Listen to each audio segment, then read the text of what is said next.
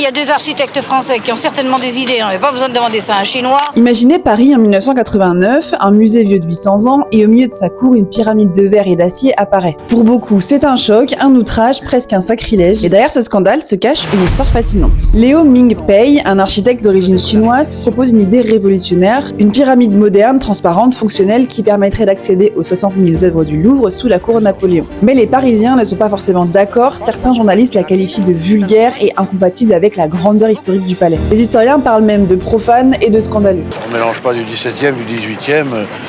Et puis il y a des architectes français qui ont certainement des idées, on n'avait pas besoin de demander ça à un Chinois. Deuxièmement, et troisièmement, si on avait besoin de faire des boutiques, quel sous-sol, on n'a qu'à les faire en sous-sol. On n'a pas besoin de démolir le patrimoine français. Mingpei, l'architecte, reste calme. Pour lui, l'architecture n'est pas forcément décorative, elle doit servir les gens et traverser le temps. Le jour de l'inauguration, les critiques explosent. Des Parisiens brandissent des pancartes et certains journalistes rient ouvertement en appelant cette pyramide la verrue de verre. Mais le scandale devient viral puisque tous les regards du monde sont braqués sur le Louvre. Manifester contre une pyramide, ça peut paraître ridicule aujourd'hui, mais à l'époque, c'était un vrai débat national. Et ce qui est assez drôle, c'est que les commerçants qui sont autour du musée craignent que cette pyramide ruine les traditions françaises. Mais malgré tout ça, les touristes se pressent d'aller voir ce qui se passe à Paris, puisqu'on entend parler à travers le monde entier, fascinés par le contraste entre la modernité et l'histoire. La prochaine fois que vous regardez la pyramide du Louvre, dites-vous que ce que vous voyez aujourd'hui comme étant naturel, à l'époque, ça a été un véritable scandale. Ça a été un défi aux traditions et un véritable acte de courage architectural. L'art et l'architecture ne sont jamais neutres, elles provoquent, elles divisent, mais je pense qu'elles finissent toujours par inspirer.